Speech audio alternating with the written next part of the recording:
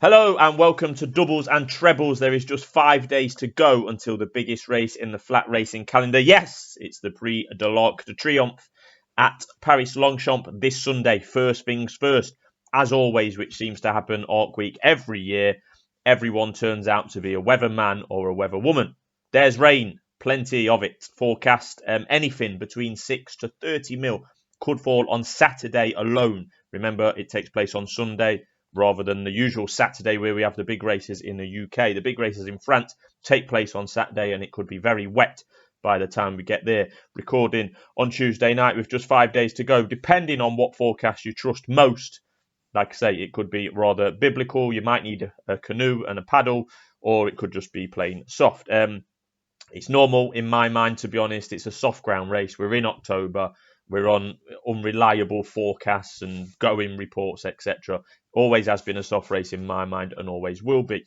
What has happened since we last spoke? And thanks to those that watched our last video, it's done over 1,000 views, which is pretty good and we're pretty happy with that. Plenty has happened. Adayar, who was around 9 or 10 to 1, and who I thought had a right chance in the Arc. I said that on the last video we did. He will not be going to Paris.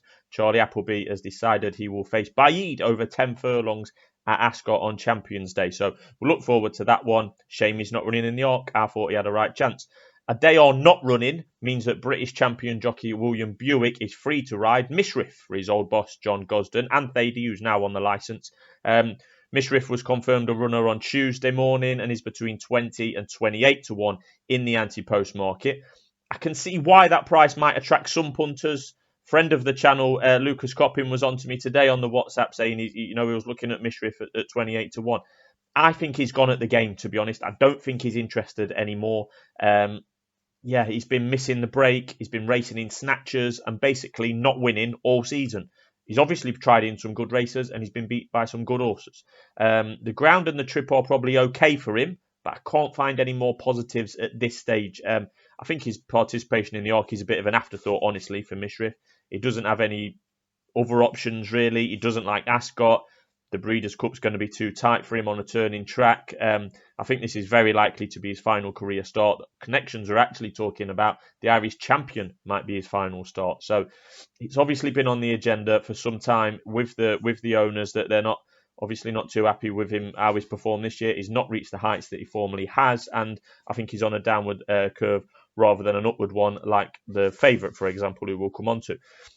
A slightly unusual talking point this week has been the participation or non-participation of Melbourne Cup winner Very Elegant. She has specifically moved from Australia to France this season to run in the Arc. She's had 2 starts in Europe this season. Both have been that bad that her rating has actually dropped to a point where she would be balloted out if a maximum field of 20 is declared. There's 25 at the latest entry stage, but that might well change if they might look to change the rules to increase the maximum field size to accommodate a bigger field. Organisers might be surprised actually that more than 20 are entered. They do normally get into the teens in an Arc, but 20 or more than 20 would be certainly a big field in recent years. There has been bigger in years gone by. I see little to no reason why they can't increase the field size beyond 20. I think it's something to do with a bet in France on the tote where you need to pick the first 5 home. I think to run that, you need a maximum of 20 runners or exactly 20. Something like that is related to a bet. But other than that, I can't see any reason why they can't change the rules. Very Elegant is actually not officially entered as we speak. Needs to be supplemented later in the week. I think that happens on Thursday. She's 33 to 1 at this stage. Westover was on course to be running on our latest video, but the question was who would ride him. Well, that has been answered now. It's going to be Rob Hornby, as it should be, to be honest. He rode him in the English Derby, but he did not ride him in the Irish Derby or the King George, actually. That was left to Colin Keane.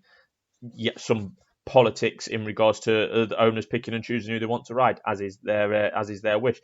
Ralph Beckett has been bullish on his update on Westover over the weekend. He had a Group 1 winner at Newmarket as well. They're having a really good season at that stable, but let's not get carried away. Yes, Westover is well running. He's going to be in the famous Judmont colours, and he's come in there as an Irish Derby winner, but the form of that Irish Derby is rubbish, and he was awful in the King George when we last saw him at the end of July. He's had a long break since then. He could be coming here a bigger, better, maturer horse. He's currently 10 to 1. Certainly not for me, Westover at 10 to 1. Just before we wrap up, just a quick update today. Back to the top of the market, just running through who's there. Some names you'll be familiar with and comments you'll be familiar with from previous videos. But Luxembourg still favourite at 9-2 for Aidan O'Brien. Ryan Moore looks very likely to be doing the riding there. Regular viewers will know that we are on at 20-1 from way back in July when we did our first look at the Arc. Check that video out. Soft ground should be fine. Heavy or worse would be a worry, but you could say that about most horses in the field. Does he stay 12 furlongs? We will find out. Would I be back in Luxembourg at 9-2? Probably not at this stage, but I'm happy with the position. Alpinista is 6-1. Soft ground should be no problem for her, but is she good enough in what will be by far and away her greatest ever challenge on the track? Despite winning 5 Group 1s on the bounce, 4 of those have been against her own sex. She's in the deepest waters of her career here. Is she good enough? Again, we will find out on Sunday. Torquator Tasso, last year's winner, but beaten at odds on his latest start. Ran really well in the King George, in my opinion, on ground that was too fast for him. I said on our first video that was directly after the King George at Ascot that Torquator Tasso at 9 or 10-1 that he was at the time would definitely be of interest for a bet.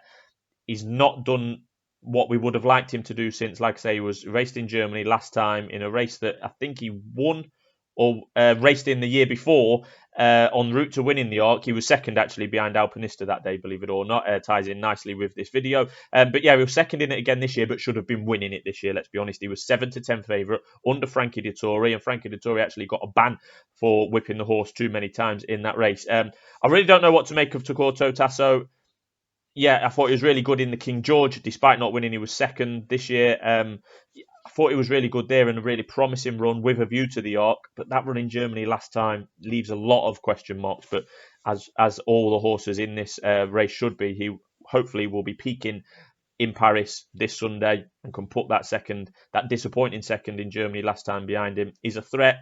Am I in a rush to back him? Not at this stage. Might well change as the week goes on. Titleholder is 9-1. The unknown quantity, particularly to the uneducated like me on Japanese form.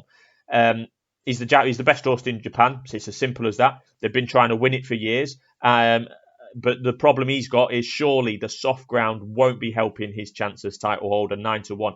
But as I said on the last video, the Japanese, particularly over middle distance racers, have been dominating around the world. The Breeders' Cup, Dubai World Cup night, Saudi Cup, and big meetings like that. They've been winning big races with middle distance horses. Titleholder is the definite unknown quantity and could well be the winner. Soft ground, big question mark. Verdani is the next one in at 9-1, French Derby and Coral Eclipse winner. But will he stay the extra 2 furlongs? That is the big question about him. I also think Vadeni, and I thought this for some time, I said it before our Irish Champion preview where I think he was favourite for that and I took him on. I think he wants quicker ground and he's certainly not going to get that in France this weekend. It was pretty quick ground at Sandown at the start of July when he won the Coral Eclipse with a career best performance. I don't think that he's going to be seen to best effect on softer ground conditions this weekend. Ernesto, another French contender, 12-1, a course and distance winner in a Group 1 company earlier this season. Ran with a hell of a lot of credit in the Irish Champion Stakes behind Luxembourg. Is sure to stay. A really quite interesting runner, Ernesto. Is he good enough? Again, we're going to find out on Sunday. It's 16-1, Bardot's mentioned. Stay tuned for more content later this week where I'll be putting up the official selections and bets. This was more just of a news bulletin to keep everyone updated as to what's happening ahead of the Arc. And also have a couple of special guests potentially lined up for later this week to bring some real French racing expertise to the party. So thanks for watching and we'll be back soon with more anti-post updates on the Arc de Triomphe.